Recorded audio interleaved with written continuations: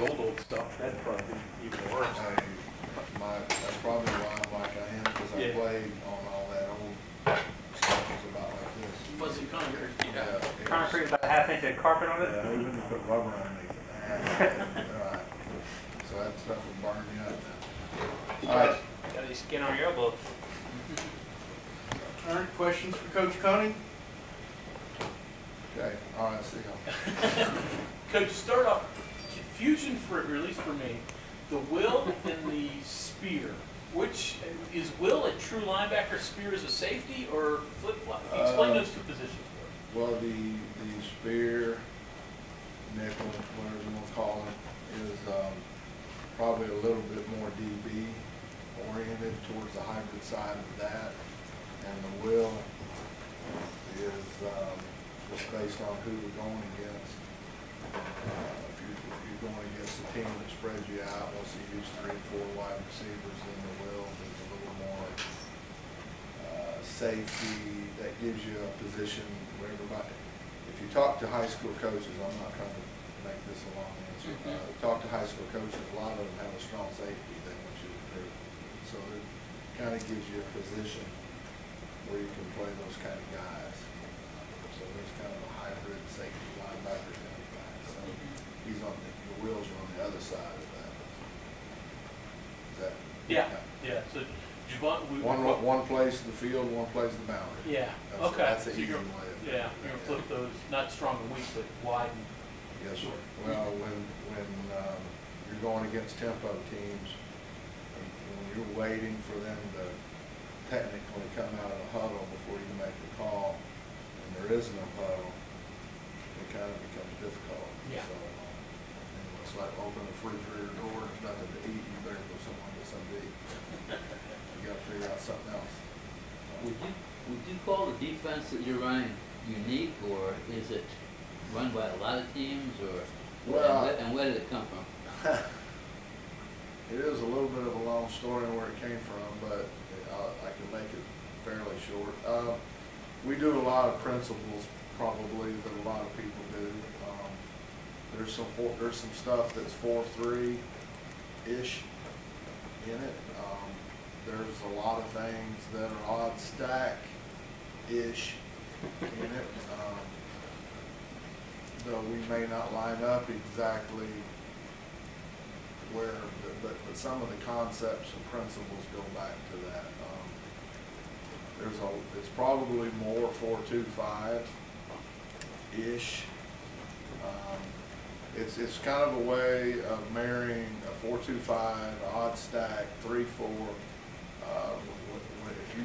Those of y'all that understand football, an odd stack, when you get to 3-by-1, it's a 3-4. If you play a 3-4 and you get to 3-by-1 on them, then they got to go to odd stack kind of. It's just the way it adjusts. That's just the way it is. I've kind of over the years, there's things of each system that I kind of like, or kind of we've kind of doctored some stuff up over the years to fit our players. That's why I was so vague at the beginning when we gonna run. Well, kind of got to see what we've got, and then we'll kind of gear our system toward that. Already starting to see a little bit of things that make us think we're going to be a little more 3-4-ish, but time will tell. We've still got some opportunities to maybe get a guy. We've got a couple of scholarships left, and, so we'll see how things go and how some guys develop as spring wears on. 3-4, is that because of what you see from your guys? There's a lot more linebackers here and not as many D linemen, and so we're trying to use the guys on our team what best suits them. There's a whole lot of guys that are from 225 to 235, and there's not. I don't want to use improper grammar make you think I did go to public school, but I didn't. There's not enough defensive line. Does that concern you when you play teams with power? Well, that is that is a concern, yes, sir. And I think right now, just looking on our schedule this coming year, there's gonna be at least 3 teams that are gonna be playing 12 personnel and 21 personnel. So, there probably will be times where we'll play, we may take out a hybrid guy, put a bigger guy in. Right now, we're just trying to get the basics and fundamentals and the concepts, everything. We really would like it for every guy on the defense to really have about 5 things that they really got to learn what to do. Be really good at those 5 things, technique-wise. And then what we can do is we can mix and match, you know, when they do it based on our call system. So. Can you give a couple of examples of those, and do those differ by position? Well, like we talked about the spear and the wheel, you know, their techniques are almost exactly the same. So they're going to carry 2 down the middle, they're going to play outside of 2 and bang him and go to 1, or they're going to read 3 and drop to the curl and take whoever comes out. That's their basic. Or they're going to play 2 man-to-man, so that's 4. You know, you may have to start to get to down and distance specifics to get other stuff, but that's the basic things they got to learn what to do. So that's what we're getting really, we're trying to get as good as we can at those things before we get to the next thing. So. When you're going against teams that are bigger than you, you have to do things to get your guys moving, outnumber them at the point of attack, stand, things like that? Well, it depends. If you're athletic enough to do that, yes, sir. If not, you just get in the gap and try to get in the gap, hang on. My first coaching job, I worked for a guy named Charlie Bailey, and I'll never forget Coach Bailey said the key to coaching defense is getting your bad players to use up all the blockers so your good players can make the plays. That sounds simplistic, but there's some truth to that as well. So we want to force double teams. We want to make sure we dictate the blocking schemes as much as we can. My first full-time job was working for a guy named Joe Lee Dunn, and his reputation was blitz, blitz, blitz, blitz, blitz all the time. And so that would be fun. I would like to bring pressure, bring 5 more, 25 to 30% of the time, but with the way offenses are now, they're throwing the ball in 2.6 seconds. You can be wide open and not get there. I just happened to be eating the other day in the cafeteria and heard him talking about drafting, why draft a defensive end when Tom Brady's going to throw the ball before he can get there. And I was going, yep, I understand that. So you got to be able to cover first and force teams to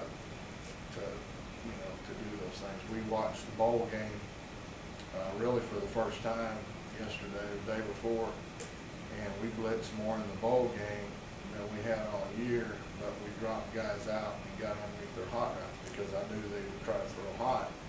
So we were able to, I knew what they, based on game plan, what they were going to do, and we dropped guys into those holes, and then we got that big quarterback from Buffalo moving a little bit, and it really only hurt us once.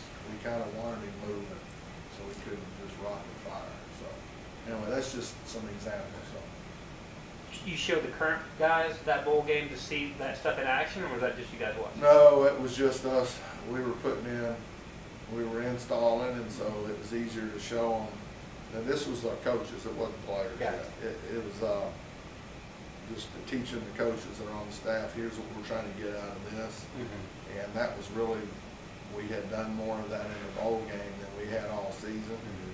So that was the best game, because I knew there was a bunch of those snaps of that in that game. So it showed them what we're trying to do.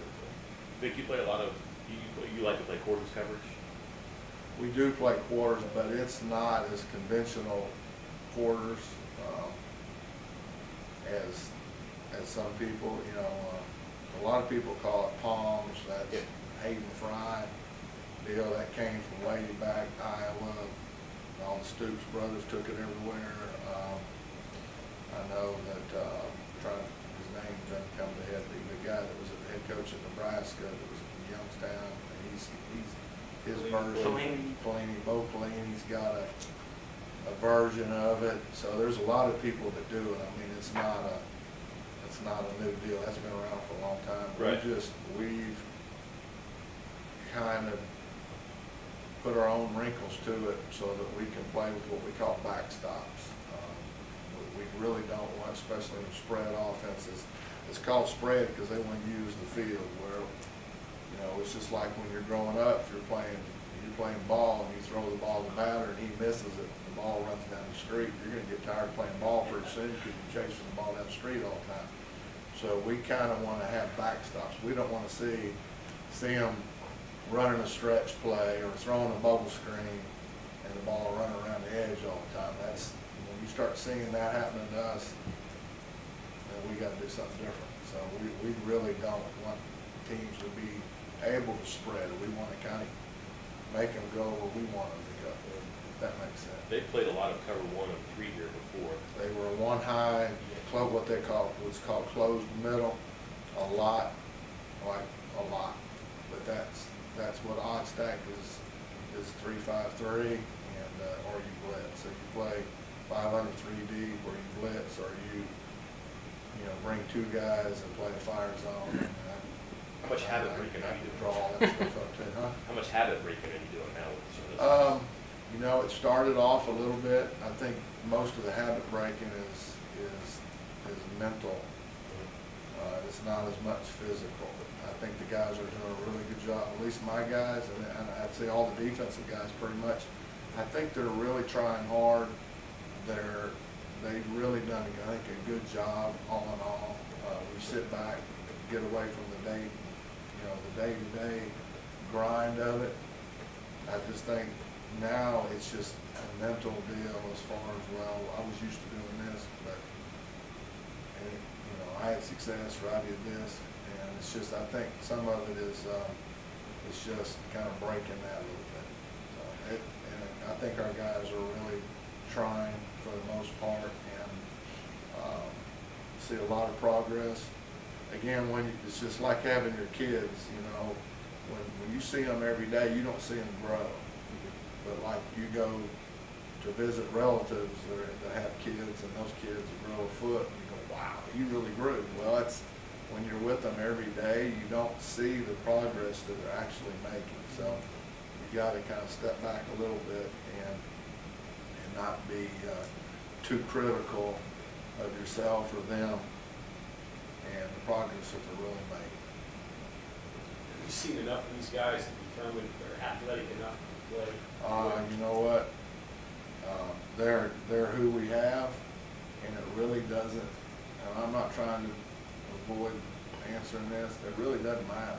They're the guys we got, and we're going to make them as best. We're going to coach them and love them and get them as good as we can. Some of them can play, and some of them we have to get them where they can play. That's our jobs, and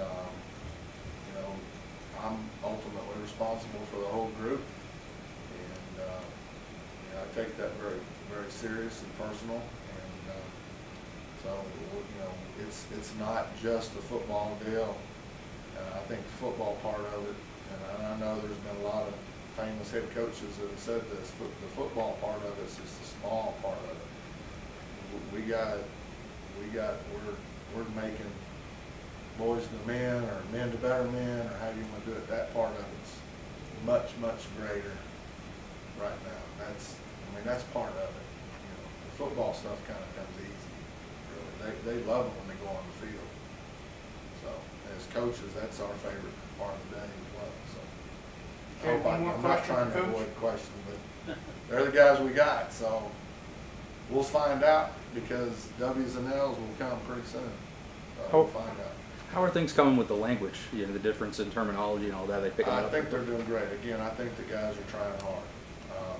There's some of them that they'll, well, we did this, we did that.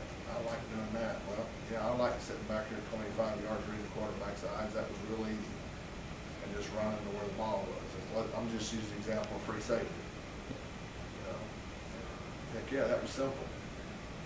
what's that old Geico commercial where caveman can do it? Where the guy's sitting back here in the middle of the field, 25 yards and go. Well, I mean, so now I'm reading the receiver, and if he goes out, I do this. If he goes in, I do this. And if he goes, that's much more difficult. But that's quarters coverage. You know, it's pattern match and reading. So that's a little bit harder.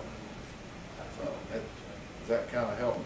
Yeah, some of the stuff's harder for them, but I think they're real. I mean, I really do think they're trying. Obviously, you know, we're all trying. So, all right. Okay, thanks, Coach. Thanks.